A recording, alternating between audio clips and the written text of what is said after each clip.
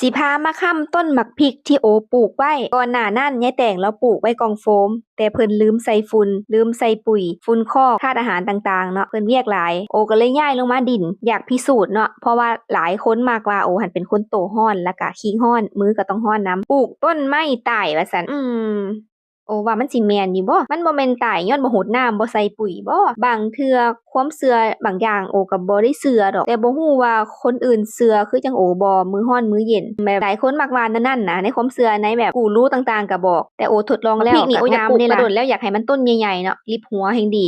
อยากให้กินจัก3-4ปีนะเพราะว่าพริกนะราคาแพงตลอดเดะเป็นหยังคนคือบ่ใครอยากปลูกเนาะแต่อย่างน้อยโอ้จื้อได้ว่าคนปลูกหลายๆแต่ว่าใหญ่มานี่มักพริกอยากปลูกน้อยลงนะ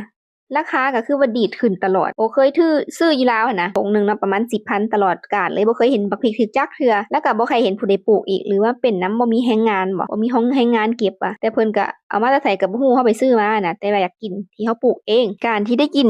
พืชผักที่เราปลูกเองน่ะมันมีความสุขกินแบบบ่คิดบ่เคืองบ่ต้องเป็นห่วงลำไส้บ่ต้องเป็นห่วงตับบ่ต้องเป็นห่วงไต